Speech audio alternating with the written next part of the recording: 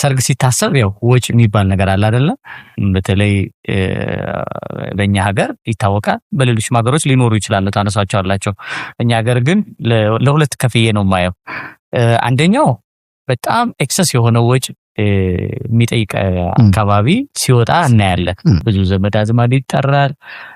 በቃ የማይቀርብ ነገር የለም። መጠጡ፣ መብዱ አለ፣ ልብሱ ጭምር፣ ወርቁ፣ ብዙ ነገር ይወጣልና አንዱ እሱ ነው። ሁለተኛው ደግሞ እኔ እንደዚህ አይነት ነገር ወጭ ምን ያደርጋል? በቃ ዝም ብለህ ትግባባለህ፣ ሁለት ትሄዳለህ። ቀበሌ አሁን ወሳኝ ኩነት ነው የሆነው።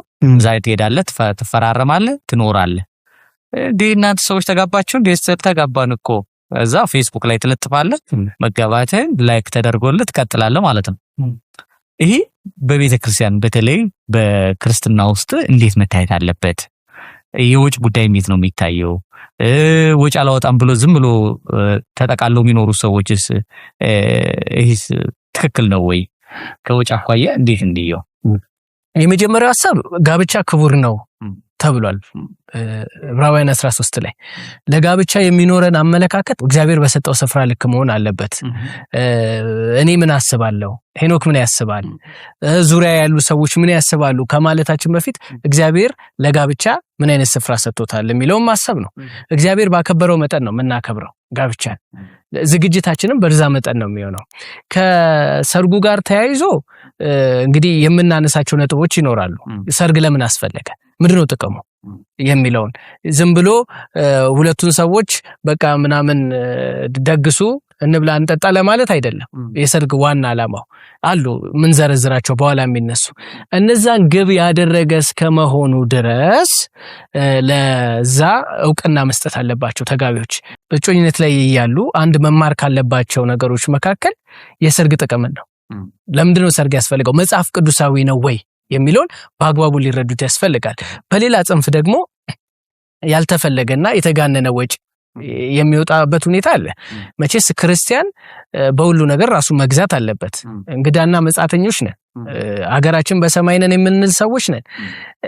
የምንኖረው እቺ ምድር እኮ የኔ ነች፣ ሁሉን እኮ በዚህ ምድር አግኝቻለሁ በሚያስብል ህይወት ሳይሆን አንዳንድ ሰው ሁሉ ነገር እንዳለው ለማሳየት ነው ያን ትልቅ አዳራሽ ትልቅ ወጪ ከጅማሬው እስከ ፍጻሜ እንግዳና መጻተኛ መሆናችንን ማሳየት አለብን። ጳውሎስ ለቆሮንቶስ ሰዎች ያለኛ ነግሳቸዋል ብሏል። በዚህ ዓለም ላይ ቅድም ጸግሽ ጠቅሶታል። የዚህ ዓለም መልክ ኃላፊ ነው፣ የሚጠቀምባት እንደማይጠቀምባት ይሁን ነው የተባለው እና በነገር ሁሉ ክርስቲያን ሚዛናዊነትን በጣም ማስተዋል አለበት። በተለይ ከሚዛናዊነት ጋር ተገናኝቶ ደግሞ የቤተክርስቲያን ሽማግሌዎች የሚመክሩትን ምክር፣ ወንድሞች የሚመክሩትን ምክር ሊሰማ ይገባል። ብዙ ጊዜ ያላመነ ቤተሰብ ሊኖረን ይችላል። ፕሬሸሮች ከዛ ይመጣሉ እና እሱን እንዴት እናስተናግደው አንድ ጉዳይ ነው። ያላመነ ቤተሰብ እደግሳለሁ ሲል ማለት ነው። በተለይ እንደ ክርስቲያን ቤተሰብ ግን ከቤተክርስቲያን ሽማግሌዎች ከቤተክርስቲያን ጋር በመነጋገር ነገሩን መመጠን ያስፈልጋል። አንዳንዴ የቆሮንቶስም አይነት ችግር ይፈጠራል። ምንም የሌላቸውን ማሳፈር እስከምንደርስበት ድረስ ከመልካም ፒክቸሩ ይልቅ ከሰርጉ ይልቅ ሰዎች ሌላ ፒክቸር እንዲሳል ያደርጋሉ። ኦፍ ኮርስ ደግሞ መሆን ያለበት የሰርጉ ዋናው መታያ እንዴት ጌታ ኢየሱስን ላሳየ ነው እንጂ ምን ያህል ሀብት እንዳለ ላሳይ ማባል የለበትም። ጌታ እንዴት ይክበር፣ ጌታ እንዴት በዛ ማዕከል ስራውን ይስራ፣ ስራውን ይግለጥ፣ ኢየሱስ በዚህ አለ እንዴት ይባል፣ ሰዎች ኢየሱስን እንዴት ይመልከቱት። ምክንያቱም የመጀመሪያው ክብር ለእግዚአብሔር ክብር፣ ሁሉ ለእግዚአብሔር ክብር አድርጉት ስለተባለ ምን በለው ምን ጠጣው ሳይቀር እና ይሄን ካሰብን ወጪ የሚባለው ነገር ጌታ ኢየሱስን ክርስቶስ ራሱ እንዳይሸፍን እናርቀዋለን። ይሄ ኤክስትራ የሆነ ነገር። በተቃራኒው ደግሞ ዝም ብሎ ኬርለስ ሆኖ ዝም ብዬ እሄዳለሁ የሚል የጋብቻ ዓላማዎች ብዙ አልገቡትም። አንደኛ። ሁለተኛ ነገር ደግሞ ወደፊት ለሚመጡ በትዳር ውስጥ ለሚኖሩ የተለያዩ እንቅስቃሴዎች ማቃለል እንዳይሆን በዚህ የተጀመረ ሌሎች ነገሮች ላይ እያለ ይወዳል። ምክንያቱም ይሄ ሰው ነገሮችን ሁሉ የሚመዝነው በራሱ መስፈርት ነው እንጂ በመጽሐፍ ቅዱስ መስፈርት አይደለም እና ሁለቱም ልክ አይደሉም። ሁለቱም ሚዛናቸውን ጠብቀው እንደ መጽሐፍ ቅዱሱ የሰርግን ዓላማ ባማከለ ሁኔታ ወደ ቤተክርስቲያን መጥተው በአደባባይ ጥንዶች ሰርጋቸውን ወይም ጋብቻቸውን ሊፈጽሙ ይገባል ብዬ አስባለሁ። እየተበደሩ ብድርም አለ ባንክ ወስዶ ተበድረው የሚሰረግበት ሁኔታ አለ። ለዚህ ደግሞ መጽሐፍ ቅዱሳዊ ጥቅስ ይሰጠዋል። ዮሐንስ 2 ላይ ወስደ ጌታ ኢየሱስ ከደቀ መዛሙርቱ ጋር የተጠራበት ሰርግ ቅልጥ ያለ እዛ አካባቢ የነበረው ህዝብ ሁሉ የተጠራበት እንደሆነ ይናገራሉ። ስለዚህ ከዚህ የተነሳ ወጪን መመጠን የሚለው በቤተክርስቲያን ውስጥ በጣም አስፈላጊ ነው ብዬ አስባለሁ። ጸግሽ ጨምርበት። እንግዲህ ያው አንዱ መታወቅ ያለበት ሰርግ መጽሐፍ ቅዱሳዊ መሆኑን ነው። እንደው አንዳንድ ጥቅሶችን ማንሳት ያስፈልጋል። የመጀመሪያው ሾልኮ መግባት ያው በመጽሐፍ ቅዱስ ውስጥ የሾልኮ የሚለው ነገር ሰርግም ላይ ተመሳሳይ ነው እና ሾልኮ አይገባም ሰርግ ላይ። ምክንያቱም ልጅቷ የሌላ ሰው ልጅ እንደሆነችና ለማግባት የደረሰች እንደሆነ ነው ሰው የሚያውቀው። ልጁም ደግሞ ያላገባ ሊያገባ የቀረበ እንደሆነ ነው የሚታወቀው እና ይሄንን የሚገልጹት በአደባባይ ነው። ከዚህ በፊት ልክ እንደውም በጥምቀት ምሳሌነት አንስተነው ነበረ። ጥምቀት ጌታ ኢየሱስ ክርስቶስን ስናምን እኔና ጌታ ኢየሱስ ክርስቶስ ነው የምንተዋወቀው። ምክንያቱም እሱ በፊቱ ነው በቃ ንስሐ ገብቼ እሱን ተቀብዬ በኋላ ግን አደባባይ ላይ እንዴት ነው የምታወቀው? ማመኔና ለማመኔ። ምናልባት ቸርች ሊሄድ ይችላል፣ አምልኮ ላይ ልቆም ይችላል፣ ይሄንን አይታወቅም። ግን ጥምቀት ነው ትክክለኛ ሰውየው እንዳመነ የሚያሳውቀው ማለት ነው። ምክንያቱም ስንጠመቅ ለዓለም ሞቻለሁ፣ ለስጋ ሞቻለሁ፣ ለጌታ ከዚህ በኋላ ሕያው ነኝ፣ ለእግዚአብሔርም ደግሞ ሕያው ሆኜ እኖራለሁ፣ ለኃጢአት ግን ሞቻለሁ ብዬ ማወጅበት ነው። ሰርግ ልክ እንደዚሁ ነው። የሰርጉ ቀን እሷም ለብሳ እሱም የተለየ ልብስ ለብሰው ሲቆሙ በጌታ ፊት በቅዱሳን ፊት እያወሩ ያሉት ነገር ምንድነው? ካሁን በኋላ እኔ እሷ የሱ ነኝ የሚል ቁርጥ አቋም ይዛ ነው የቆመችው ማለት ነው።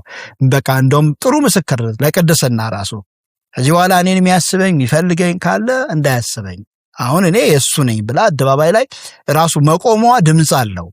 እሱም ደግሞ ከዚህ በኋላ እኔ የሷ ነኝ ብሎን የሚያውጅበት ነውና ሰርግ ማድረጉ በጣም ጤናማ ነው፣ ትክክለኛ ነው። መጽሐፍ ቅዱስም ውስጥ በደንብ እንመለከታለን። ለምሳሌ እንዲህ የሚታይ ሰርግ ለመጀመሪያ ጊዜ አድርጎ የምንመለከተው ላባ ነው። ላባ ያው አታላይ ነው እና ግን ምንድን ያደረገው ስጠኝ ሚስቴን ሲለው በቃ እሺ አለና ምን ይላል? ምዕራፍ 29 ዘፍጥረት ቁጥር 22 ላይ ላባም የዚያን ስፍራ ሰዎች ሁሉ ሰበሰበ፣ ሰርግ አደረገ ማሜላው። ከዛ ከሰርጉ በኋላ ሰጠው። ልክ እንደዚሁ ቀደም እንዳየነው አባት ነው ዞር ሲሰጥ የምንመለከተው። አዲስ ኪዳን ላይ ለምሳሌ ማቴዎስ ላይም ልክ ምንድን ያለው ኢየሱስ ምሳሌ ሲመስል ማቴዎስ 22:2 ላይ መንግስተ ሰማያት ለልጁ ሰርግን ያደረገ ንጉስ ትመስላለች ብሎ አቅርቧል። እንደውም ከዚህ ጋር ተያይዞ ምን ይላል? ቁጥር 11 ላይ ለሰርጉም የሚገባ ልብስ እንዳለው እንኳን ሙሽራው አይደለም ታዳሚው እንኳን ለሰርጉ የሚበቃ ልብስ እንዳለው ጭምር ያስቀምጥልናል። ሌላው ማቴዎስ 25:10 ላይ እዚህም እንደገና ወደ ሰርግ ሲገቡ በጣም የታወቀ በመጽሐፍ ቅዱስ ውስጥ ትልቅ ቦታ ያለው ነው። ሌላውም ሉቃስ 4:8 ላይ ማንም ለሰርግ ቢጠራ በከበሬታ ስፍራ አትቀመጥ። ሰርግም ላይ ኦርደር አለው ማለት ነው። መቀመጫ ሁሉ ያለው ሰው የሚጠራበት ትክክለኛውን ቦታ የሚታወቀው ዮሐንስ ወንጌል ምዕራፍ 2 ላይ የምንመለከተው ኢየሱስና ደቀ መዛሙርቱ ወደ ሰርጉ ታደሙ። ሰርግ ነበረው ራሱን የቻለ እንደውም ለሰርግ የሚገባው ዝግጅት ተደርጓል። ግን ሳይበቃ ሲቀር ደግሞ ኢየሱስ ያንን እንዴት እንደሸፈነው እንመለከታለን። ኢቭን ሲጠራ ማን ነው ቀዳሚ ቦታ የሚይዘው? በአሁን በሀገራችን አለ ቤተሰብ አለ እንዲህ ያለ ሌላው ታዳሚ እያለ ይቀጥላል። ያው መጨረሻው ራእይም ላይ ስንመለከት ሚስቱ ራሷን ስላዘጋጀች የሚል ደግሞ ታገኛለና ይሁን ለሰርግ መዘጋጀት የሚባል ነገር አለ። ከዛ ልብስም አለ እንድትጎናጸፍ የተሰጣት ልብስ የሚል እንመለከታለን።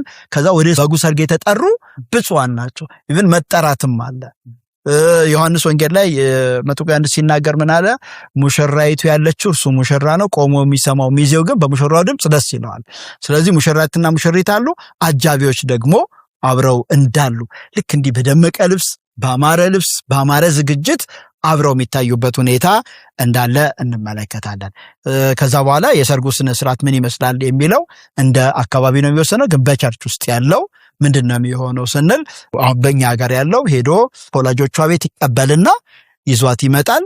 ያው ይሄም ራሱን የቻለ ጥሩ ነገር ነው። ተረክቦ ነው የሚመጣው። አባት ባያስረክበውም ማለት ነው ተረክቦ ይመጣል።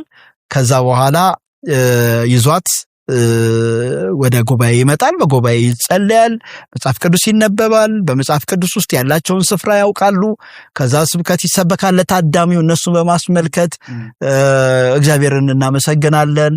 እንዲህ ያለ የከበረ ስርዓት አለ። አሁን ይሄ ሰርግ መኖሩ በቃ ምንም ጥርጥር የሌለው ነው።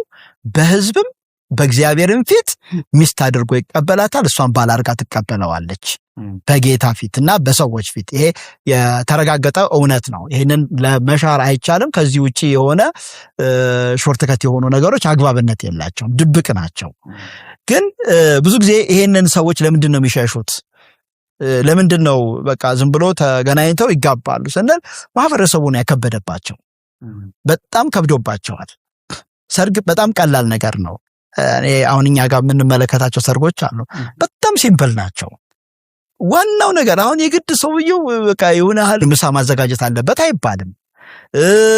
ወይም ደግሞ በጣም ትልቅ የሆነ የራት ፕሮግራም ያዘጋጅም አይደለም፣ ወይም ትልቅ የሆነ ኩኪስ የሚያዘጋጅ አይደለም። እንዳቀሙ ምስክርነቱን ግን ማሳወቅ አለበት። እና ለምሳሌ እኛ ሲጋቡ ብዙ ጊዜ የምናቀርበው ነገር አለ። 3 አይነት ምርጫ አለ ብለን ነው የምናቀርበው። አንደኛው በጣም ሚኒመም የሚባለው በአግባብ ልብሱን ይለብሳል፣ ለሰርግ የሚሆን ልብስ ይለብሳል፣ እሷም ለሰርግ የሚሆን ልብስ ትለብሳለች። ቤተሰቦቻቸው መኖር አለባቸው። ከዛ የጉባኤ ቅዱሳን አሉ። እነዚህ ቤተሰብ ናቸው እኮ የከበሩ ቤተሰብ ናቸው። ግን ለምስክርነት ግን የስጋ ቤተሰብ አብሮ መኖር አለበት፣ ሌሎችን ሂደቶች አልፈው ከመጡ በኋላ። ከዛ በኋላ የሚሆነው ምንድነው? በጣም ቀላል ነገር ነው። እዚሁ ጉባኤ ውስጥ ዲኮር ምናምን አለ። ከዛ ደግሞ ምናልባት ኬክ ሊዘጋጅላቸው ይችላል። ያን ቆርሰው አለቀ፣ ጋብቻቸውን አደረጉ፣ መግባት ይችላል። እና እኔ እንደ ቤተክርስቲያን ወይንም ደግሞ ማህበሮች፣ ጉባኤዎች በጣም ለወጣቶች እንዲህ ያለው ነገር ማቅለል ነው ያለባቸው። ከዛ በተረፈ ደግሞ ቀደም አይተናል፣ ደግሞ ኤክስትሪም የሚለጥጡት ሰዎች ደግሞ አሉ። እነዚህም ከየትም ሊያገኙት ይችላሉ፣ ገንዘቡን ተበድረውም ሊያመጡት ይችላሉ። ግን ማሰብ ያለባቸው ምንድነው? ከአቅም በላይ የሚሆን ነገር ሲሆን ቆሮንቶስ ላይ አለ አይደለ? አንዳች የሌላቸውን ታስቀናላችሁ የሚል ነገር አለ። እና ያለህበት ማህበረሰብ መምሰል አለብህ። ያለህበት ማህበረሰብ ጋር በሚመጥን መንገድ ሰርግን ብታደርግ ጥሩ ነው፣ ምንም ችግር የለውም። ሰርግ ባህሪው ነው። የሆነ ድግሶች ሊኖሩ ይችላሉ። እንደ ሰውየው አቅም በየደረጃው ላይ ያሳድገው ይችላል። ነገር ግን እኔ እንደ ማህበሮቹ ወይም ጉባኤዎቹ ወይም አገልጋዮቹ በጣም ሊያቀሉላቸው ሊረዷቸው ነው የሚገባው። ከሚያገባ ሰው ተጨማሪ ወጪ እንዲያወጣ ሳይሆን ወጪዎቹ እንዲቀሉለት የማድረግ ነገር። ቤተክርስቲያን እንደዚህ ነገር ካደረገች የሚጋቡ ሰዎች ይበዛሉ። ወጣቱ አይፈራም። አሁን እኮ ወጣቱ እያስፈራው ያለው ነገር ምንድነው? እንደውም ኮሜንት ላይ አንዱ ያለውን ነግረናል አይደለ? እኛ ብሩን ያጣ ነው ብለዋልና ማግባቱን እናውቀዋለን ግን ብሩን ያጣ ነው ብሏል። ማለት ያን ያህል እንግዲህ የሚያስበው ምንድነው? በጣም ትልቅ የሆነ ፕሮግራም ነው የሚያስበው። እኔ ቅድም ብለዋል፣ ተበድረው የትና የጥግ የሚሄዱ ሰዎች አሉ። በፍጹም ያስፈልጋጊ አይደለም። ሁለቱም በቅጦም ሆነ ይሄ በጣም የተጋነነው ማያስፈልግም፣ ሾልኮ መግባትም አያስፈልግም። ክብር መስጠት ያስፈልጋል እንዴ! እግዚአብሔር ለእሷን ባርኮ ጠብቆ እዚህ ያደርሷታል። ስለዚህ በአደባባይ ነው እግዚአብሔር ያከበራትን ማክበር አለበት። እሱም ጌታ አክብሮታል። እንዳከበረው በአደባባይ በጸሎት በምስጋና በዝማሬ ወደ ቤታቸው መግባት ይችላሉ፣ በጣም ቀላል በሆነ መንገድ። በጣም ጥሩ። እዚህ ጋር ተያይዞ ሽምግልና እናንሳ። ሽምግልና መላክ አሁን ባለፉት የሰርግ ወቅቶች ነበሩ። በእኛ ሀገርም እንደምታውቁት ብዙ ሽምግልና ስርዓቶች አዳዲሶች እየተፈጠሩ ነው በሀገር ደረጃ ማለት ነው። ይሄ ደግሞ ቀስ በቀስ ወደ ቤተክርስቲያን መግባቱ አይቀርም፣ ወደ የማህበራቱ መግባቱ አይቀርምና እዚህም ምክር ብንሰጥበት ጥሩ ነው ብዬ አስባለሁ። ሽምግልናስ ምን መምሰል አለበት? መጽሐፍ ቅዱሳዊ ነው ወይ? ቁጥር አለው ወይ? ግዴታ የሚበላ የሚጠጣ ነገር አለው ወይ? ስለ ሽምግልና ምን ትላለህ? መልካም። ምናልባት ከሰርግ ጋር በተገናኘ እንደ ዋና ሌላ ሐሳብ የወንጌልን መድረክ ነው። ብዙ ሰዎች ወንጌልን የሚሰሙበት አጋጣሚ ነው እና ሰዎች በእኔ ሰርግ ድነዋል፣ ወንጌል ሰምተዋል፣ ያንተ ሰርግ ዕለት እኮ ነው ወንጌል የሰማሁት የሚሉ ሰዎች ሲኖሩ ትልቅ እድል ነው። አጋጣሚዎችን ሁሉ ጌታን ማክበሪያ፣ ጌታን ማመስገኛ ነው። አንድ ህብረት የምናደርግበት ሰዓት ነው። ሁለት ወንጌል የሚሰበክበት ሰዓት ነው። ሶስት እንደዚህ የመሳሰሉ ስላሉ ባናቀለው የበለጠ ጥሩ ነው። ጸግሽ ያለው ላይ እንደው ለማጠናከር ያለው ከሽምግልና ጋር ተያይዞ እንዳጠቃላይ መጽሐፍ ቅዱስ ውስጥ ሽምግልና ትልቅ ክብር አለው። ሽማግሌ የሚለው ነገር ከመጀመሪያው ከዘፍጥረት መጽሐፍ ጀምሮ እስከ ራዕይ መጽሐፍ ድረስ በጣም በተደጋጋሚ ነው የተጠቀሰው። ከምንም በላይ ቤተክርስቲያን ለምሳሌ የምትመራው በሽማግሌ ነው። እስራኤል የምትመራ የነበረው በሽማግሌ ነው። የብሉይ ኪዳኗ እስራኤል፣ የአዲስ ኪዳኗ ቤተክርስቲያን። ሽማግሌዎች በነገሮች ሁሉ ያው ቃሉም እንደሚያሳየን ጥበብን፣ ማስተዋልን፣ ብስለትን የሚገልጥ ቃል ነው። ከሰርግ ጋርም በተገናኘ ሽምግልና ቤተሰብ ጋር ሙሽሪትን በተመለከተ የሚጠይቁ ሰዎች የሚለው መጽሐፍ ቅዱስ ውስጥ ልምምዱ አለ። ለምሳሌ የመጀመሪያው አብርሃም ለልጁ ለይስሐቅ ሙሽራን ሲያስብ የሚፈልገውን አይነት ከተናገረ በኋላ እንደውም ስጦታን አሲዞ ኤልኤዘርን ወደ ርብቃ ወደ ላባ ልኮት ነበር ወደ ሁለቱ ወንዞች መካከል እና የመጀመሪያው ሽማግሌ ሚስት ይዞ የሚመጣ ሆኖ የተገለጠው ኤሌዘር ነው። በኋላም ዳዊትም ይሄን አድርጎታል። አቢግያን ለማምጣት ሲል ባሮችን ልኮ ያስመጣበት ሁኔታ አለ። እኛንም ቢሆን ለአንድ ወንድ ለክርስቶስ አጭቻቸዋለሁ ብሎ ጳውሎስ በሚናገርበት ክፍል ላይ ዛሬ ላይ አማኞችን ለክርስቶስ እያጨ ቤተክርስቲያንን ለክርስቶስ እየሰራ ያለው መንፈስ ቅዱስ ነው። መንፈስ ቅዱስ እኛን ለክርስቶስ እየሰበከ ወደ ክርስቶስ እያመጣ ያለበት ሁኔታ አለ። ስለዚህ እንደ አጠቃላይ ሄዶ መጠየቅ፣ ሄዶ ማምጣት እኔ አዎንታዊ ነው። ሽምግልና አዎንታዊ ነው። ግን ምንድነው መጠንቀቅ ያለብን? ጥቅሙ ምንድነው ካልከኝ ወይም ካልን ሽምግልና አንደኛ ለወላጆች ትልቅ መብት ይሰጣል። ወላጆች በልጃቸው ጉዳይ ላይ የራሳቸውን ስሜት እንዲያንጸባርቁ ሲጀምር ለወላጅ ክብር ነው። ሽማግሌ ሲላክ ወላጆችን ማክበር ነው። እነዚህ የተከበሩ ወላጆች ደግሞ ያቺ ልጅ በዚህ ጋር ብቻ እኮ ወላጆቿ ባይስማሙ እኔ እስማማለሁ ብላ ልትወጣ ትችላለች። ነገር ግን ወላጅ አሳድጎ ለዚህ አድርሶ በዚህ ጉዳይ ላይ ያለ ሐሳብ ምንድነው የሚለውን በአደባባይ ወይ እሺ ወይ እምቢ ብሎ መብቱን ወይም ሐሳቡን የሚገልጽበት መድረክ ሽምግልና ነው። እሺ በቃ እንደወላጅ እኔ ከዚህ ጋር ብቻ ንጹህ ነኝ አላምንበትም ሊል ይችላል። በዚህ ጋር ብቻ ተስማምቻለሁ ሊል ይችላል። ይሄ ለወላጅ ትልቅ መብት ይሰጣል፣ ትልቅም ክብር ነው ብዬ አስባለሁ። በተረፈ ግን የሚደረጉ የማይገቡ ነገሮች አሉ። ለምሳሌ እንደ ክርስቲያን ከሽማግሌዎች ጋር የሚመጣ ነገር፣ አንዳንዴ ውሸቶች፣ ያ ልጅ የሌለውን ነገር የሌለውን ጠባይ ስለዛ ሰው መመስከር። አሁን ሽማግሌዎች ታማኞች ነው መሆን ያለባቸው። ብዙ ወላጅ ይጓጓል። ንብረት ምን አለው፣ ሀብት ምን አለው፣ ምንድነው የሚለው ነገር ሲጠየቅ በቃ እውነቱን መናገር ነው። የሚያኖራቸው ሀብት አይደለም፣ መስራት አለበት፣ ግዴታው ነው። ባልየው የሚያስፈልገው ነገር ማቅረብ አለበት። ለዚህ ደግሞ እየተጋና እየሰራ ካለ በቂ ነው። ቤተክርስቲያን የምትመለከተው አለ አይደለ? ያለ ስርዓት የሚሄዱትን ወንድሞች ገስጹ፣ ሊሰራ የማይወድ አይብላ በተባለው መሰረት ቤተክርስቲያን ያንን ወንድም ስላገባ ብቻ ሳይሆን ኖርማሊ እየኖረ ያለ የምትቆጣጠረው ነው፣ የምትመለከተው ነው። በእነሱ እይታ ውስጥ ያለ ሽማግሌዎች ሄደው ስለዛ ወንድም ሲመሰክሩ በቤተክርስቲያን እያደረጉ ያሉትን ነው የሚነግሩት፣ እውነተኛ ቀጥተኛውን ነገር። ወላጆችም ያንን ነገር ከሰሙ በኋላ እንደነሱ ምኞት ማለት ምን አለው ምንድነው እንዴት ይሆናል ከሚለው ይልቅ መንፈሳዊ ነገሩ ላይ መጽሐፍ ቅዱሳዊ ነገር ላይ በማተኮር ይሄንን መድረክ እግዚአብሔር የሚከብርበት፣ ይሄ መድረክ የበሰሉ ሰዎች በኃላፊነት ልጃቸውን ያሳደጉና በኃላፊነት ያንን ልጅ ሲቆጣጠሩ ሲያሳድጉ የነበሩ ሽማግሌዎች ተመካክረው ወደ መልካም ግብ የሚያደርሱበት አጋጣሚ አድርገው መጠቀም ይችላሉ። ከዓለም ያሉ ልምምዶች፣ ያልተገቡ ልምምዶችን ወደ ጎን በማድረግ ብዬ አስባለሁ። በጣም ጥሩ። ሽምግልናማ በቃ ሲሄድ ምን አለው ጠባዩ እንዴት ነው ምናምን ሲባል እኮ እንጀራ ነው፣ አይጣላም፣ የተባረከ ልጅ በቃ ድምፁ አይሰማም ነው አይደል ይባል እና ሽማግሌዎች እዚህ ላይ ኃላፊነት ሊወስዱ ይገባቸዋል ብዬ አስባለሁ። ሌላኛው ለልጅቱ ፕሮቴክሽን ይሰጣል ብዬ አስባለሁ። ሀሳቡ ከተጋቡ በኋላ እነዚህ ሰዎች ተጠያቂ ናቸው። ይሄዱ መከታተል፣ ችግር ሲፈጠርም የመፍታት ኃላፊነት ያለባቸው ይመስለኛልና እዚህ ላይ አንድም ሰቀይ እንግዲህ ሽምግልና ኮንሴፕቱ ምንድነው? ትልልቅ ሰዎች ወይም ደግሞ ትዳሩን የኖሩበት ሰዎች ሊሆኑ ይችላሉ ለሚጋቡት መምከር ነው አይደለ? ወይም ደግሞ ያንን ለመስጠትና ላለመስጠት መምከር ነው። አሁን ቅድም እንዳልነው ለምሳሌ በምዕራባውያን አባት ያው እርግጥ ከጨረሱ በኋላ ከተስማማ በኋላ ሄዶ ይሰጣል። እኛ ሀገር አብዛኛው ያለው ምንድነው ሽምግልና ላይ ነው ሰጥቻለሁ የሚለው ነገር የሚሰማውና መምከሩ በጣም ጤናማ ነገር ነው። መጽሐፍ ቅዱስም ውስጥ በደንብ እናገኘዋለን።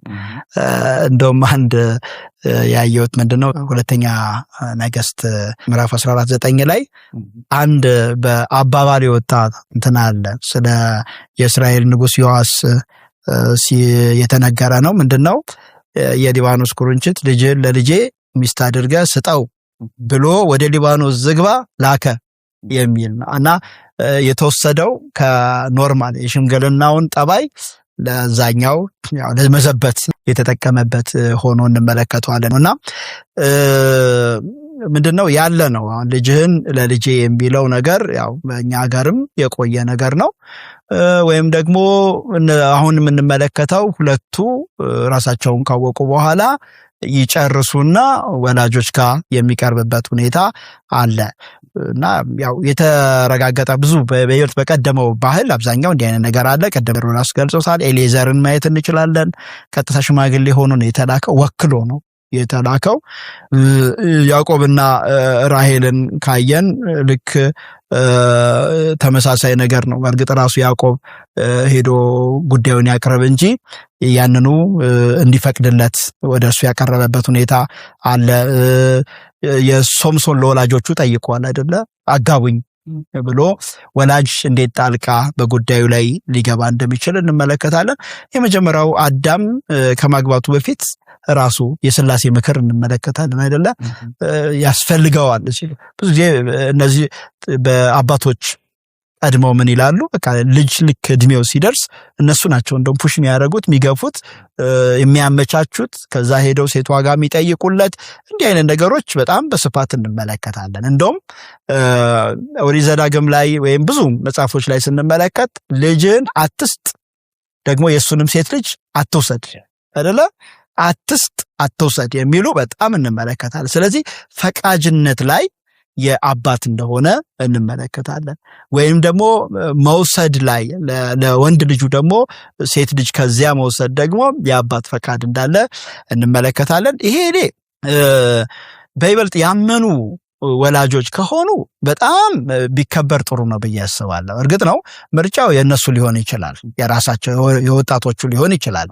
ነገር ግን ወላጆችን ማማከር ግን በጣም ጤናማ ነገር ነው። ምክንያቱም ከነሱ የሚቀበሉት እጅግ ብዙ የከበሩ ነገሮችን ማግኘት ይችላሉ። ምክንያቱም ወላጆች በእድሜም የበሰሉ ናቸው፣ ክፉና ደጉን ያዩ ናቸው። ብዙ ነገር ሊገኝበት ይችላል። ሌላው ሽምግልና ላይ የሚታዩ እንትኖች አሉ። ይሄ ባህሉ አሁን ያለው ዘመናዊነቱ እያጠፋው የመጣ ነገር አለ። የውሸት ነገር ማቅረብ፣ አንዳንዴ ሽማግሌ የማያውቅ ሰው ሁሉ ሽማግሌ ተደርጎ ይላካል እና እንደውም እኔ አንድ ጊዜ አንድ ሰው ጋር ሽምግልና ሄድንና ለአንድ ወንድም አንድ ትልቅ ሰው ናቸው፣ ጥሩ የአባትነት ኳሊቲ ያላቸው ሰው ናቸውና በጣም በቃ ያልጠየቁን ጥያቄ የለም። አጋጣሚ ልጅቷ ከዚህ ጉባኤ አልነበረችም እና ያልጠየቁን ጥያቄ የለም እና እንደውም ምን እያልን ነበር? ይሄ እኮ ክትትል ትምህርት እንጂ ሽምግልና አይደለም እንል ነበር። እና ግን አንድ ጊዜ ያው መቼስ ሁለቱ እኮ ተዋደዋል፣ እንደው መቼስ የሁሉ የተነጋገር ነው አለ አንዱ ሲል፣ አይ እኔ ካላመንኩበት ቢያንስ እጄን አወጣለሁ። በቃ ልክ ነው። ወላጅ ያላመነበት ነገር ከሆነ ለምንድን ነው ሽምግልና የሚላከው? በቃ ካላመነበት እጁን ማውጣት አለበት። ለምሳሌ ልጅ ሄዳ የማያምን ፓጋን ወይም ደግሞ በጣም መጥፎ እምነት ውስጥ ያለ ብታገባ እዚህ ሰርግ ላይ እኔ የለሁበትም ማለት መብት ይኖርሃል። እርግጥ ነገሩን ሜንቴን የማድረግ የመጠገን የመስራት ነገር እንዳለ ቢኖርም ማለት ነው። እና ለመርዳት ለማገዝ ግን ጥቅም አለው። በእርግጥ አሁን አብዛኛው የአሁን ዘመን ጤናማም ነው። ምክንያቱም መጽሐፍ ቅዱስ የወደዳትን ያግባ ይላል አይደለ? የወደደውን እሱ የማግባት መብት አለው። ግን ወላጆች ጋር ግን በግልጽ መናገር አለበት። ከዛም ደግሞ ከሱ የሚበልጡ ሰዎች ስለሱ ህይወት መምከራቸው ጤናማ ነገር ነው። በመሰረቱ ሽምግልና ቤተክርስቲያን ውስጥ ደግሞ አለ አይደለ? ቤተክርስቲያን ውስጥ ሲመጡ ደግሞ እያንዳንዱ ነገር አብጠርጥሮ ይጠየቃሉ።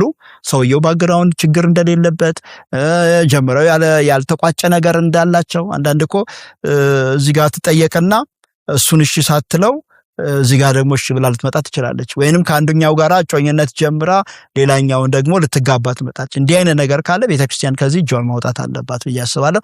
ለዚህ ይጠቅማል ሽምግልና ነው። ቤተክርስቲያን የተከታተለቻቸው ሰዎች ለወላጆች ስራ ታቀላለች። ትክክለኛ እረኝነት ካለ ሴቷንም ወንዱንም በትክክል ቤተክርስቲያን ካሳደገቻቸው ከወላጆች ጋር በመናበብ እነዚህ ሰዎች ሲጋቡ ወላጅ ብዙም ጥያቄ ራሱ አያበዛ የሚያውቃቸው ልጆች ስለሆኑ መጀመሪያ ቤተክርስቲያን ሰራው። ቤተክርስቲያን ምዕመኗን በደንብ ታውቃቸዋለች ወይ? ኢቭን አንዳንድ ሽማግሌ ላይ የሚላከው እኮ የቤተክርስቲያን ሽማግሌ ሁሉ እኮ አይደለም አማኝ ሆነ የቤተክርስቲያን ሽማግሌ አይልክም። የሚልከው ሌላ ዓለማዊ ጓደኛ ዓለማዊ ምናምን ነው። እና በማን እረኝነት ስር ነው ያለው ይሄ ሰውዬ? ማን ነው ስለሱ ኃላፊነት የሚወስደው? ነገስ ማን ነው እሱን የሚጠብቀው? ዓለማዊ ጓደኞቻቸው ትዳሩን ይፈቱት፣ ትዳሩን የሚከታተሉት የሚጋባው በእነሱ ፊት ነው። እና በጣም የቤተክርስቲያን ኃላፊነት እዚህ ጋር በጣም ሊሰመርበት ይገባል። ወደ ሌላኛው ጥያቄ ስመጣ ጥሎሽ ወይም ማጫ የሚባለው ነገር እንዴት ነው? ሌላኛው አሁን በእኛ ዘመን ቀለበት ስንት ገብቷል? በርግጥ እሱ ድሮ ነው ያገቡት በ600 ብር ዘመን 600 ብር ነው ያገቡት። እና አሁን ያሉ ወጣቶች ደግሞ ቀለበትን ቢጠይቁ በጣም ውድ ነው። ኦልሞስት ወደ ከ100,000 በላይ ይሆናል ብዬ አስባለሁ። እና እንደዚህ ባለ ሁኔታ የቀለበት ጉዳይስ እንዴት ነው መሆን ያለበት? ምንም የሌላቸው ሰዎች ሊኖሩ ይችላሉና በብር ወይም በሚመሳሰል ዝም ብሎስ ማድረግ ይቻላል ወይ? እሱን ብታነሱት። ጥሎሽን በተመለከተስ እንዴት ይታያል በመጽሐፍ ቅዱስ ሚለውን እናንሳ። ሮድ ቀጥል። መልካም እንግዲህ ጥሎሽ መጽሐፍ ቅዱሳችን ላይ አቻ ቃል አድርጎ እንደ ማጫ የሚል ቃል ይጠቀማል። ማጫ የሚል ቃል አይዶ ነው ማህበረሰብ ውስጥ ደግሞ ስንጠቀመው የተለየ ትርጉም ሊኖረው ይችላል። ለማንኛውም ግን ከመጽሐፍ ቅዱስ አውድ አንፃር ለመናገር ያህል ለምሳሌ በተደጋጋሚ የምናነሳው ጥሩ ምሳሌ ስለሆነ ነው የዘፍጥረት 24ቱ ጋብቻ ርብቃ ለይስሐቅ ስትጣጭ አብርሃም በትክክል ለይስሐቅ ያወረሰውን ትክክለኛውን የይስሐቅ ማንነት የሚገልጸውን ስጦታ ይዞ ሄዶ ለርብቃ በኋላም ለቤተሰቦቿ የሰጠበት ሁኔታ አለ። እሺ በተለይ እሺ ከተባለ በኋላ መጀመሪያ ላይ በእርግጥ ለሷ ሰጥቷታል። በኋላ ደግሞ እሺ ከተባለ በኋላ ያደረገውን የምናውቅበት ሁኔታ አለ። ሌላም እንደዚህ በእርግጥ በጣም የወጣ ነው ዳዊት ያደረገው ነገር አለ። እግዚአብሔር ፍልስጤማውያንን ለመቅጣት ስላሰበ ሆኗል። የሳውል የ200 ፍልስጤም ሰዎችን ሸለፈት የጠየቀበት ሁኔታ አለ። እንዲህ እያለን የምናነሳቸው የማጫ እንትኖች አሉ። ለማንኛውም ግን ፖይንቱ ምንድነው? ሰዎች ለሚያገቧት ሴት ያላቸውን ፍቅር፣ ናፍቆት፣ አክብሮት የሚገልጡበት ነው። ጉጉት ምን ያህል በዛ ጋብቻ ደስተኛ እንደሆነ ምን ያህል እሷ እንድትመጣ እንደሚፈልግ ማሳያ ነው እና የፍቅር ስጦታ ነው። መጽሐፍ ቅዱስ ላይ ባለው አውድ እንደምናየው ማስገደድ አሁን ወደ ባህሎች ስንመጣ ችግሩ ምንድነው? አስገዳጅ ሲሆን ሰው የሌለውን ተበድሮ ተጨንቆ ምናምን የሚያመጣበት ሁኔታ ሲኖር በክርስቲያኖች መካከል እንደዚህ አይነት ነገሮች ሊኖሩ እንደማይገባ እናውቃለን። ሰው የሚወደው ነገር ካለ ያድርግላት፣ ለሚስቱ ለቤተሰቡ ያድርግላት። ይሄ ደግሞ የአንድ ቀን ስራ አይደለም ማለት እሷን ሊያገባ ስላለ ብቻ አይደለም የእሷን ቤተሰብ የሚደግፈው። የእድሜ ዘመኑ ኃላፊነቶቹ ናቸው። እሷም የእድሜ ዘመኑ ኃላፊነት ነች ሲኖረው። ነገ ሰው እኮ ዛሬ ላይ ብዙ በኢኮኖሚ ላይ ሆን ይችላል። ነገ ሲለወጥ ደግሞ ያኔ ከሚያደርገው በላይ ሰፖርት ያደርጋቸዋል፣ ይደግፋቸዋል። እና ወላጆችን እንደዚሁ ሚስትን መንከባከብ መጠበቅ የእድሜ ዘመን ኃላፊነት ነው እንጂ የአንድ ቀን ስጦታ አይደለም። አንዳንዱ እኮ በዓለም ዘንድ የምትመለከቱት ነገር አለ። ሲያገባ የማይመጣው ነገር የለም። ከዛ ካገባት በኋላ ደግሞ የማያራቁታት ነገር የለም። በሰውነት በአካሏ በምግብ ሁሉ ይከለክላታል። ወርቅ ሰጥቶ አግብቶ ምግብ ይከለክላል። ለይምሰል በቃ ሀብት ማሳያ፣ አቅም ማሳያ፣ በቃ ዓለም ላይ ያለው አመለካከት ማጫ እንደዚህ ነው። አንዳንዴ ደግሞ ቱ ኤክስትሪም የሚሄድም ደግሞ አለ። እስከ ህይወት መስዋዕትነት ዋጋ የሚያስከፍል እንዲህ ካላደረክ አትገባ። ይሄ ጸግሽ ብዙ ጊዜ የሚጠላው ቋንቋ አለ። የብረት መዝጊያ የሚባል አማች ለመባል በጣም በቃ በህይወታቸው ዋጋ የሚከፍሉ። ይሄ ደግሞ ፍጹም መጽሐፍ ቅዱሳዊ ነው። የፍቅር ስጦታ በማድረግ ብቻ ወደ ጋብቻ መግባት ይቻላል። ከዛ ውጪ እንደ ቀለበት ባለው ጉዳይ ላይ ቀለበት መጽሐፍ ቅዱስ ላይ ጥሩ ምሳሌ ነው፣ ጥሩ ማሳያ ነው እና ቢኖር መልካም ነው። ወርቅ ይሁን ብር ይሁን ናስ ይሁን እሱን በራሳቸው መወሰን ይችላሉ። ግዴታ ወርቁ ካሌለ ጋብቻውን አንፈጽምም የሚል ሐሳብ ውስጥ መግባት የለባቸው። ትልቁ ነገር ያለው አሁንም በተደጋጋሚ እያነሳን እንዳለ ነው ልብ ላይ ነው። ቀለበት ትዳርን አይመሰርትም። ቀለበት እንዳገባን ይመሰክራል እንጂ ምስክርነት ነው፣ ማሳያ ነው። እኔ አግብቻለሁ የምንልበት ውጫዊ ምስክርነት ነው እንጂ የልብ ምስክርነት አይደለም። መጀመሪያ ልብ ላይ ያልቃል እነዚህ ሰዎች። ከዛ በኋላ ደግሞ አቅም ካለ በቀለበት ያሳያሉ። ለሰው ስርዓት መገዛት መልካም ነው። እንኳን ለመጽሐፍ ቅዱስ አይደለም ሰዎች ሁሉ አካባቢያችን ላይ ያገባ ሰው የሚታወቀው በምንድን ነው? በቀለበት። አንዳንድ ሰው አግብቶ እንዳይታወቅ የሚፈልገው በምንድን ነው? አመጽ ለመስራት ሲያስብ ቀለበቱን ወጣ ያረግና ከተት ያደርጋል። አሁን እንደው በቀለበትም ደፋሮች ስለሆኑ ሞራሊቲው ስለተበላሸ በጣም ኢስነ ምግባር እየተፈጸመ ስለሆነ ማለት ነው ምንም አልመሰላላቸው እንጂ በፊት ይደብቁት ነበረ። ለማንኛውም ግን ብናከብረው በቃ እንዳገባን በአደባባይ ብናሳየው በጣም እጅግ መልካም ነው። ካልሆነ ግን ማስጨነቅ አያስፈልግም። ገና ለገና ወርቅ ካልገዛችሁ አንል፣ ብርም ከሆነ እግዚአብሔር ይመስገን። በዘዌ ይሄ ብቻ አይደለም ማገዝም እኮ ያስፈልጋል። አሁን ይሄንን አድርጉ የምትል ቤተክርስቲያን ካለች እሷ ደግሞ በማገዝ መሳተፍ አለባት። በተለይ አሁን ሰርግም እንደተባለው ቀለበትም እንደተባለው አቅም ካለ እንዲጋቡ ለማበረታታት የሚቻለንን በአቅማችን በማድረግ ቶሎ ብለን እነዚህ ወጣቶች ትዳር ውስጥ እንዲገቡ መርዳት ያስፈልጋል እንጂ የተለያዩ ቁሶችን እየጠቀሱ ማስጨነቁ ለነሱ ለአመጽ፣ ለኃጢአት፣ ላልተገባ ነገር መጋበዝ ነው። እንኳን መርዳት እና ቀርቶ አንዳንድ ቸርቾች እኮ ያደራሽ ኪራይ ሁሉ ይቀበሏቸዋል። የካሜራ ኪራይ ይቀበሏቸዋል። ራሱ ይህንን ለማድረግ ለቤተክርስቲያኗ ወጪ እንዲሸፍኑ መደብ ተጥሎበታል። ይሄን ያክል ታወጣለህ፣ ይሄን ያክል ታደርጋለህ ተብሎ እያስከፈሏቸው ነውና ማንሳት ስላልፈለኩ ነው እንጂ በጣም እያገዙ ነው ብዬ አላስብም። አብዛኛው ማህበር ማለት ነው። አብዛኛው ማህበር ይህንን ማገዝ ደግሞ ምንድነው? ከእግዚአብሔር ጋር መስማማት፣ ወጣቶችን ወደ ትዳር ማምጣት፣ አመጽ እንዳይሰሩ መከላከል ስለሆነ መሪዎች ልብ ሊሉት ይገባል። ወደ ጸግሽ ልምጣና ቅድሚያን ሰውም ጥያቄ ምንድነው ካለ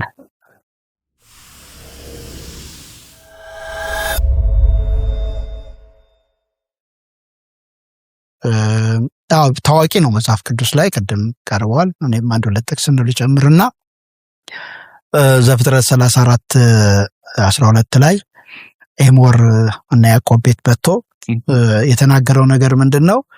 ብዙ ማጫና እጅ መንሻ አምጣ በሉኝ፣ በነገራችሁኝም መጠን እሰጣለሁ። ይህችን ብላቴና ግን አጋቡኝ አለ ሴኬም። ስለዚህ የታወቀን የሆነ ነገር ማቅረብ የሚባለው ነገር ማለት ነው። ሌላ ዘጸአት 22:16 ላይ ሰው ያልታጨችውን ድንግል ቢያስታት ከእርሷም ጋር ቢተኛ ማጫዋን ሰጥቶ ሚስት ያደርጋት የሚል ቃል አለ እና የታወቀ ነገር ነው። ያው ቅድም እንደተባለው አሁን እየቀራ ይመስለኛል እንጂ አንድ ሰሞን ከቡቲክ ሁሉ ተከራይተው አምጥተው ጥሎሽ ብለው የሚያቀርቡበት ሁኔታ አለ።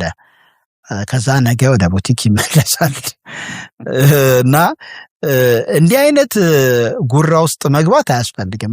አንዳንድ ገጠር አካባቢ ደግሞ የግድ ይሄን ያህል ብር ካላመጣህ ተብሎ ያንን ብር ለማግኘት አልሞላልኝም ብሎ ተጨንቆ እኛ ጋር ሁሉ ያገኘናቸው ሰዎች አሉ። እና ይሄም በጣም አግባብነት የለውም። ክርስቲያን በይበልጥ ወላጆች ሲሆኑ ለልጆቹ ማቅለል ነው። አሁን ቅድም ብላችኋል፣ ለቤተሰቡ ማቅረብ ያለበት ብር ፈልጎ ልጅቱ ሳታገባ ስትቀር ወርቅ ካልገዛ አታገባም ተብሎ ስለ ወርቅ ብሎ ወርቅ የሆነውን ትዳር ይጥለዋል ማለት ነው። ልክ ፈሪሳውያን በወርቅ ምክንያት የቤተ መቅደሱን ሕግ በወርቃማ የሆነውን ቤት ሕግ የሚጥሱበት ሁኔታ እንዳለ እንደምንመለከተውና ምንድነው ማድረግ የሚያስፈልገው? ማገዝ ነው። ቤተክርስቲያን እነዚህን ወጣቶች ማገዝ ነው ያለባት። በቃ እንደምንም ብላ ያንን እንቁ የሆነውን ብሩክ የሆነውን ያ እግዚአብሔርን የሚያከብሩበት ከዚያ ቤተሰብ እኮ ምን እንደሚወጣ አናውቅም። ምናልባት ለቤተሰብ ለሀገርም የሚተርፉ ትልልቅ ልጆች ሊገኙ ይችላሉ። ሰላማዊ በሆነ ጋብቻ ውስጥ ያለፉ ባለትዳሮች ብዙ በረከቶችን ይዘው ሲመጡ እንመለከታለን። ያም ሰው እኮ የተረጋጋ የሚሆነው ነገ ለቤተ ክርስቲያን በረከት የሚሆነው በተረጋጋ ሁኔታ ውስጥ ሲገባ ነው። ከዛ በተረፈ ግን ተበድረው ትዳር ውስጥ ሆኖ እናትና አባትሽ አምጣ ያሉኝን እያለ ያንን በከፈለ ቁጥር እሷም እየተሳቀቀች ጥሩ የቤተሰባዊ ህይወት መፈጠር አለበት። ያ ደግሞ እንዲሆን እንደ አማኝ ማረጋጋት ጉዳዩን ወይንም መርዳት ያስፈልጋል። እኔ አንድ ጊዜ አንድ ወንድም በጣም ተጨነቀ በዚህ ጉዳይ። እንዴት ምንድነው የሚያደርገው? እሱ ክፍለ ሀገር ነው፣ ቤተሰብ ያሉት አዲስ አበባ ነው። እና በጣም ደስ ያለኝ አማኝ አይደሉም የልጅቷ አባት አሩትና ናኔ እናንተ እናወራሩት አወሩ። በጣም እስካሁን ድረስ እንዴት እንደሚያከብራቸው አንዳንዴ ምንድነው የሚፈጠረውን ነገር እያወቅነው ልጆቹን ማጨናነቅ፣ እነዚህ የሚጋቡትን ሰዎች ወደማይፈለግ ነገር ውስጥ እንዲገቡ ማድረግ እና ስጦታን በተመለከተ አሁን ዘመኑ የሚፈቅደው ጊዜ አይደለም። አሁን ያነሳናቸው ሰዎች በጣም ትልልቅ ሀብት የነበራቸው ሰዎች ናቸው። እሺ ተው፣ የዘጸአት 22ቱ ማንኛውም ሰው ነው ለልጅቷ ስጦታ ሰጥቶ ያግባት ነው። በእርግጥ ይሄ ለዛውም ያልታጨች ከሆነች ነው። የታጨች ከሆነ ግን ይገደላል ነው የተባለው። እና አሁን ግን ምንድነው ዛሬ ያለ አንድ ወጣት ስንት ዓመት ተምሮ ስራ ሲቀጠር ከ10 ምናምን እስከ 20 ሊያገኝ ይችላል። ከዚህ ላይ እንዴት ነው ኑሮውን ሸፍኖ ለወደፊት ትዳር አቅዶ እንደገና ደግሞ ስጦታ ሊሰጥ የሚችለው? ተወንዶ ነጋዴም ቢሆን እንዴት ነው ሊሄድ የሚችለው? እና እኔ ይሄንን ምንድነው ወላጆች አንደኛ ለልጆች በጣም አቀሉላቸው። እንደገና ደግሞ ቤተክርስቲያን እረኝነት ማለት ምን ማለት ነው? እኔ አንዳንድ ጊዜ ሰው ስሙን ነው የተሸከመው። ፓስተር የሚለውን ስም ይዘህ መጋቢ የሚለውን ስም ይዘህ እንዲህ ያለ የአማኞችን ዳገት የሆነ ነገር ማቅለል ካልቻልክ ይሄ እረኝነትም አይደለም መጋቢነትም አይደለም። እና ይሄንን ነው የቤተክርስቲያን ሽማግሌዎች ምንድነው ስራቸው? ኦቨርሲየር ናቸው አይደለ? መንጋውን ነው የሚመለከቱት። መንጋው በምን አይነት ሁኔታ ውስጥ ነው ያለው? መሄድ ያቅቶት የሚውተረተር አለ፣ ደግሞ ኃይለኛ ሆኖ ደግሞ ሌላውን የጨቆነ መሄድ አለ። ይሄን ማየት እኮ ነው። ስለዚህ ወጣቶቹ ወደ ተባረከ ጋብቻ እንዲገቡ ምንፈልግ ከሆነ ጋብቻ በረከት ነው። የአንዲት ቤተክርስቲያን የተባረከች ቤተክርስቲያን መሆኑ አንዱ ማሳያ ጋብቻ ሲበዛላት ነው፣ ልጆች ሲበዛላት ነው። እና ይሄንን ደግሞ ለማድረግ ቤተክርስቲያን የራሷን የሆነ ዋጋ መክፈል ያስፈልጋል። ልጆቹ ላይ መጣል ያስፈልግም። እንኳን በልጆቹ ጋብቻ አድቫንቴጅ መያዝ ይሄ ደግሞ ከምንም የከፋ ነው። በጣም ጥሩ። በአንዳንድ አካባቢዎች የሚሰሙ የምናያቸውም በተለይ ከሀገር ወጣ ብለን ስንሰማ ሴቶች ጥሎሽ የሚጥሉ አካባቢዎች አሉ፣ ሀገራት አሉና ይህን እንዴት ታዩታላችሁ? ሴቶች ጥሎሽ ሲጥሉ ትክክል ነው? ልክ ነው? ከዚህ የተነሳ እንዲያውም እኔ በጣም የገረመኝ በቃ ጽንስ ላይ ታይቶ ሴት ከሆነች በቃ የድህነት ምንጭ ነው። ምክንያቱም 2-3 ሴቶች ከተወለዱ እነዚህ በሙሉ ጥሎሽ ካልጣሉ ማግባት አይችሉም። ከዚህ የተነሳ ወላጆች ወደ ማስወረድ ራሱ የሚሄድበት አጋጣሚ ሀገሮች አሉ የሚታወቁና ጥሎሽ እኔ የማስበው ቅድም እንዳላችሁት ወንዱ ቢጥል ሞር የተሻለ ይመስለኛል። ሴቶች መጣላቸው ትክክል ነው ወይ? ምንድነው ተፈጥሮ ሁሌም ቢዛባው ሰው እጁን ሲያስገባበት ነው። እግዚአብሔር ፍጥረትን ፈጥሯል፣ ደግሞ ፍጥረትን በስልጣኑ ቃል ደግፎ ይዘዋል። ሰው ሲገባ ነው። አሁን ካየ ይሄ ወደ ህንድ አካባቢ ያለ ታሪክ ነው። ይሄን ለመፍራት ሲባል ሴቶች ሲወለዱ የማስጨንገፍ ጠባይ እየታየ ነው። ወደ ቻይና ደግሞ አንድ ልጅ ብቻ ነው የሚኖረን፣ አንዱም ደግሞ እንዲኖረኝ የምፈልገው ወንድ ነው ይባልና ግን እዛ ማህበረሰብ ውስጥ ትንሽ ገባ ስትል ያለው ችግር በጣም አደገኛ ችግር ነው። እንደውም አንዳንዴ ለዚህ ለተመሳሳይ ጾታ ችግር እየተዳረጉ የመጡበትም ሁኔታ በቃ አንዳንድ ሀገሮች ላይ ሴቶች የሉም ማን ያግባ ወንዱ እስኪባል ድረስ የደረሰበት በጣም ብዙ ተጽዕኖዎች አሉና ይሄ እግዚአብሔር ባላለው ነገር ላይ ሰው ሲውል የሚመጣ ነገር ነው። ወንዱ ሴቷን ሄዶ የሚቀበላት የሚሰጠው እንጂ እሷ ሄዳ ውሰደኝ የምትለው አይደለችም። እና እነዚህ ያው የተበላሹ ባህሎች ናቸው። በእርግጥ እዛ አካባቢ ያሉ ማህበረሰብ ይሄ ፓጋኑ ወይንም እምነት የለሹ አካባቢ ብዙ ችግሮች ነው የምንመለከተው። ጋብቻ እንኳን ካያችሁ በጣም የተለያየ ፖሊጋሚ የሚባል አለ፣ እንደገና ደግሞ ፖሊያንደሪ የሚባል አለ፣ ደግሞ አንድ ሴት ሁለት ወንድ ማግባት የሚባል እንዲህ በጣም ብልሹ ብዙ ነገሮች አሉ። ያው እነዚህ ጥቅም የሌላቸው ናቸው። የራሱ ጋብቻ ላይ እኮ ወንድ ልጅ መጋቢ ነው አይደል? ለመገባት ልንከባከባት ልጠብቃት ብሎ እኮ ነው የሚያገባው። ኤፌሶን 5 አይደለ? እሱን የሚያሳየው በምንድን ነው? ይሄን ስጦታ ሲሰጥ እኮ ሚስቴን እንከባከባታለሁ ኃላፊነት ወስዳለሁ እያለ ነው አይደል? ለወላጆቹ ሆነ አንዳንድ ጋብቻዎች አሉ ሴቶቹ የሚንከባከባቸው ወንዶች በጣም የሚያሳዝን። በቃ ሰይጣን እንዴት እንደሚገለብጥ ወንዱ ኃላፊነቱን ትቶ በሴቶቹ ንብረት በሴቶቹ ገንዘብ ቁጭ ብሎ ሳይሰራ የሚተዳደር ስንት ወንድ አለ። ይሄ ከዛ የማይተናነስ ምሳሌ ነውና ገና ሜንታሊቲው የወንድ ሜንታሊቲ ለማግባት ብቁ የሆነ ሰው የሚያገባትን ሴት እኔ እመግባለሁ፣ እንከባከባለሁ፣ እጠብቃለሁ። ይሄንን ደግሞ ማሳያ ከሆኑ መካከል አንደኛ ስጦታ መስጠት ነው። ከሱ ነው የሚጠበቀው። በጣም ጥሩ ብያቸው የመጣኋቸውን ጥያቄዎች አርሻለሁ። የመጨረሻ ምክር ካላችሁ በተለይ እነን ወጪውን ምናምኑን ፈርተው ወደ ትዳር ያልመጡ ወጣቶች የተመለከቱ ሊሆኑ ይችላሉ። ይህንን ደግሞ መርዳት ማገዝ ያልቻሉ በቤተክርስቲያን መሪዎችም ወላጆችን ሊኖሩ ይችላሉ። በትዳራቸው ውስጥ ደግሞ ጤና የተለያዩ ትዳራቸው የታመመባቸው ምናልባት እየተመለከቱ ሊሆኑ ይችላሉ በተለያየ ሁኔታና ስለነዚህ ሰዎች እግዚአብሔር ምን ይላል? ምክር ካላችሁ አጠራጣራጋችሁ ንምከርና እንጨርስ። ላላገቡ ሰዎች እድሜያቸው ከደረሰ በአይምሮም ብቁ ከሆኑ ጋብቻን ማስተናገድ የሚችል ደግሞ ስራ ውስጥ ከገቡ ማለት ስራ የጀመሩና የሰሩ ከሆነ ወደ ጋብቻ እንዲመጡ እናበረታታለን። ማለት ጸልዩ በእግዚአብሔር ፊት። ከዚህ በፊት እጮኝነት ውስጥ እንዴት መግባት አለብን የሚል ቪዲዮ በዚሁ ርዕሰ ጉዳይ ላይ ተሰርቷል። እሱን በመመልከት ወደ ጋብቻ እንዲመጡ እናበረታታለን። በእጮኝነት ላይ ስላሉት ደግሞ ምክሬ በተቻላችሁ አቅም በፍጥነት ወደ ጋብቻ ለመምጣት ሞክሩ። ከውጪዎች ጋር በተገናኘ ከቤተክርስቲያን ሽማግሌዎች ጋር በመነጋገር ነገሮችን ለማቅለል ሞክሩ። ብዙ የተወሳሰበና የተጋነነ ነገር ውስጥ ለመግባት አታስቡ። እግዚአብሔር በእናንተ ትዳር የሚከብረው ነገሮች ሁሉ በቅድስና ሲሄዱ ነውና ይሄ ቅድስና ደግሞ እጮኝነት በተራዘመ ቁጥር ሊበላሽ ይችላል። ስለዚህ በተቻላችሁ አቅም ሰብሰብ አድርጉት።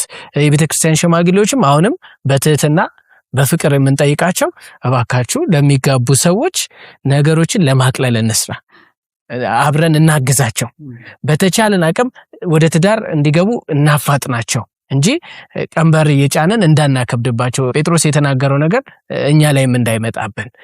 ትዳራችን ለታመመ ሰዎች ደግሞ ብዙ ቦታ አንሩት። እዛም መፍትሄ እዚህም መፍትሄ የለም። መፍትሄ ያለው የእግዚአብሔር ቃል ብቻ ውስጥ ነው። ትዳራችሁን በእግዚአብሔር ቃል ለማከም ባልም ምንድነው ጌታ ለኔ ያዘዘኝ፣ ሚስትም ምንድነው ለኔ ጌታ ያዘዘኝ፣ ከዛ ሁለታችን ሳንፈጽመው የቀረው የጎደለው ነገር ምንድነው? ይሄንን ለሚስቴ ስል አይደለም መጀመሪያ ማደርገው ለጌታ ስል ነው። ሚስቴ ይሄንን መጀመሪያ ለባሏ ስል አይደለም የምታደርገው ለጌታ ስትል ነው። ለጌታ በምታደርገው ባሏ ተጠቃሚ ነው። ባል ለጌታ ተብሎ በታዘው በሚያደርገው ለሚስት ተጠቃሚ ነው። ሁለቱ ተጠቃሚዎች ይናሉና ወደ መጽሐፍ ቅዱስ እንመለስ። በዚህ እንነጋገር። ትክክለኛ አስተማሪዎች ጋር እንምጣ። ከዛ በኋላ የትዳራችንን ችግር ፈተን የቀረልን ዘመን በደስታ በሐሴት መኖር እንችላለን። ብዙ ጊዜ ብዙ ወጣቶች ለማግባት እንቅፋት የሚሆንባቸው ቀደም እንዳላችሁት ወንዱ ስራ እየሰራ ከሆነ በቂ ነው ብዬ ነው ማስበው።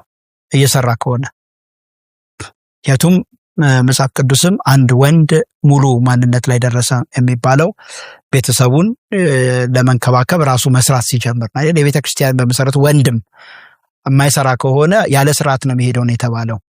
ምንም ይስራ ማንኛውም ስራ ብቻ ገቢ የሚያስገኝለትን ነገር እያደረገ ከሆነ ለጋብቻ በቂ ነው፣ በጣም በቂ ነው ብዬ ነው ማስበው። ከዛ ውጭ ግን ላለማግባት ብዙዎች ወደ ኋላ የሚሉት ለምንድን ነው? ጋብቻ ማለት ጎረቤታቸው ሲያደርግ ያዩትን አይነት ጋብቻ ነው የሚያስቡት። ጓደኛቸው ሰርግ ላይ ምን አደረገ? አንዳንዴ ፉክክርም አለ። የከሌ ሰርግ ይባላል። ማህበረሰቡ እንትን እኮ ነው እንዳታገባ ታኮ ነው የሚያደርግብህ። የከሌ ሰርግ ሲባል እኔ የኔንማ ሚጢጢ ነው የምትሆነው ብሎ ሁሉ ተሸማቆ ይተዋል። ሰርግ እግዚአብሔር የሚፈልገው ትልቁ ነገር ሰርጉ አይደለም፣ ግቡ ሰርግ አይደለም፣ ግቡ ኑሮ ነው። ብዙ ጊዜ ቀደም እንዳልኩት ነው አይደል? ለምሳሌ ጥምቀት አለ። ሰውየው ጌታን አመነ፣ ከዛ ላይ መጣና በሰው ፊት ደግሞ ከዛሬ ጀምሮ እኔ ጌታ ነኝ አለ። አሁን ጥምቀት ነው እንዴ? ግቡ ሲጠመቅ ግቡ ጥምቀት አይደለም። ግቡ ከዛ በኋላ ነው አይደል? የሐዋርያት ሥራ ምዕራፍ 2 ላይ የምንመለከተው ተጠመቁ ካለ በኋላ ይኖሩ ነበረ፣ በሐዋርያት ትምህርት በህብረት እንጀራውን በመቁረስ በየጸሎቱ ይተጉ ነበር ነው። ይሄ ነው። በምድረ በዳ የመጣውን ህዝብ ካየ ቀይ ባህርን ተሻገረ። ግቡ ቀይ ባህርን መሻገር ነው እንዴ? እዛው ቀይ ባህር ላይ መቅረትን ተሻገረ በቃ እሱን ስታጣጥም መኖር አይደለም። ግባቸው ከነዓን ነው። ስለዚህ ትዳር ቀጥሎ ያለ በጣም የተባረከ ረጅም ዘመን ህይወት አለ። ከዛ ልጆች የሚመጡበት ህይወት አለ። ከዛ ልጅ ማሳደግ አለ። ከዛ ልጅ መዳር አለ። እነዚህ ሁሉ የተባረከ ህይወት አለ። ይሄንን ያስቡት፣ ኑሮውን ያስቡት እንጂ ሰርጉን አያስ። ሰርጉ ልክ ነው፣ አንድ ሴሪሞኒ ነው የሚደረገው፣ ያንን ማክበር ያስፈልጋልና እንደ ከሌ ከማለት ያቆሙ። እንደውም ኑሮአቸውን እንደራሳቸው መኖር የሚጀምሩት ጌታ ባለላቸው ሁኔታ መኖር የሚጀምሩት ሰርጋቸውን በራሳቸው ልክ ማድረግ ሲጀምሩ ነው። በሰው ልክ ማድረግ ሲጀምሩ ነው ችግር የሚመጣው። በቅርብ የሆኑ ሰዎች ጋር እንደዚህ ስናወራ ነበረ። ለመጋባት ፈለጉ፣ ግን በጣም ብዙ ነገሮች ገና ይቀሩናል። ምንድን ነው የሚቀር እንዴ? አንዳንዴ ግራ የሚገባ እሱ ነው። ምንድን ነው የሚቀረው? እሺ እሷ የት ነው ያለችው? ያለችበት የራሷ ህይወት ውስጥ አለች። አትበላም አትጠጣም? ትበላለች ትጠጣለች። አንተስ? እበላለሁ እጠጣለሁ። ቤት ተከራይታል? አዎ። ምናልባትም እሷ ተከራይታ ሊሆን ይችላል። እንግዲህ ያስብ፣ የቱ ነው የሚቀልነው? ብዙ ተለያይቶ መኖር የዚህ ዓለም ኑሮ እንደሆነ መቼም አይሞላም። የሰው ጥማትና ፍላጎት መቼም አይሞላም። እና እኔ ዙሪያችንን ሳይሆን ቃሉን እንመልከት፣ ጌታን እንመልከት። ሁሉን ቻይ አባት አለን፣ ሁሉን ቻይ ጌታ አለን። ስለዚህ እርሱን ተስፋ አድርገን የሁለታችሁ ፍቅር ከሁሉም በላይ የሚያጠግብና የሚሞቅ ነው የሚሆነው እና ያንን አክብራችሁ እንድትገቡበት ነው መክረው። በተዳራችሁ ችግር ላለባችሁ ደግሞ ከዚህ በፊት ያነሳናቸው መጽሐፍ ቅዱሳዊ መፍትሄ ናቸው። ባል ከሆንክ ኃላፊነትህ ምን ድረስ ነው እንዴ? በጣም ዛሬ ያቀረብናቸው ለምሳሌ መመገብ አለ፣ መንከባከብ አለ፣ መጠበቅ ፕሮቴክት ማድረግ አለ እሷን። ሚስት ከሆነች ደግሞ መጽሐፍ ቅዱስ የሚለው ምንድነው? ልክ ነው፣ አንዴ ብዙ ነገር ሊበላሽባት ይችላል። ግን መጽሐፍ ቅዱስ ጴጥሮስ መልእክት የሚለው ምዕራፍ 3 የሚለው ምንድነው? በቃ ለትምህርት የማይገዙ የሚያስቸግሩ ምናልባትም ክፉ ሊሆኑ ይችላሉ። ምን የሚለው? ታዘዙ፣ ተገዙ። ምን ያሳዩአቸው? ምን የሚለው? የዋህና ዝግተኛ መንፈስ ይኑራችሁ። በቃ በባሏ ፊት የዋህና ዝግተኛ መንፈስ፣ ቅንነት ያለው መንፈስ ካላት ባሏ እርግጠኛ ነኝ ይታዘዛል። እሷ አልታዘዝም ቢል ደግሞ የትዳሩ ጀማሪና ባለቤት አለ። አመነም አላመነም የሱ እጆች ደግሞ ሊያገኙት ይችላሉ። ስለዚህ ለሱ አሳልፋ መስጠት። አንዳንዴ እንደ ናባል ያሉ እንደውም እግዚአብሔርን ይፍራ። አንድ ወንድ ለሚስቱ ጥሩ ካልሆነ በመጥፎ ሁኔታ የሚገለጥ ከሆነ እግዚአብሔር እንደ ናባል ሊመታው ይችላልና መጠንቀቅ አለበት። እግዚአብሔር ይመስገን። አሜን። ጸጋ ይብዛላችሁ። አንስተናል ያለፉትም ፕሮግራሞች ከጋብቻ ጋር ተያይዞ ያነሳናቸውን የእውነት ቃል አገልግሎት የሚል የዩቲዩብ ቻናል አለ። እዛ ላይ ገብታችሁ ማየት ትችላላችሁ። በበለጠ ደግሞ ጋብቻን በተመለከተ መጽሐፍ ይኖራል። ወንድም ጸጋዬ እየጻፍክ እንደሆነ እናውቃለንና ቶሎ ጨርሰህ እንታቀርብ ነው የምንጠይቀው። በቅርብ ቀን ካለቀ ይዘን እንመጣለን፣ ወደ እናንተ እናደርሳለን። ሌሎች ፕሮግራሞች ይቀጥላሉ። በየሳምንቱ ቅዳሜ 1 ሰዓት ነው ወደ እናንተ ይህንን ፕሮግራም የምናደርሰው። በሌላ መጽሐፍ ተመልሰን እንገናኛለን። ጥያቄዎች፣ ምክሮች የምትፈልጉ ከሆነ ሐሳብ፣ አስተያየት ከፈለጋችሁ ስክሪኑ ላይ ያለውን ስልክ መጠቀም ትችላላችሁ። ዩቲዩብ ቻናሉንም ሰብስክራይብ እያደረጋችሁ እንድትጠቀሙ በጌታ ፍቅር እንጋብዛለን። ሁላችሁም ጸጋና ሰላም ይብዛላችሁ። አሜን። አሜን።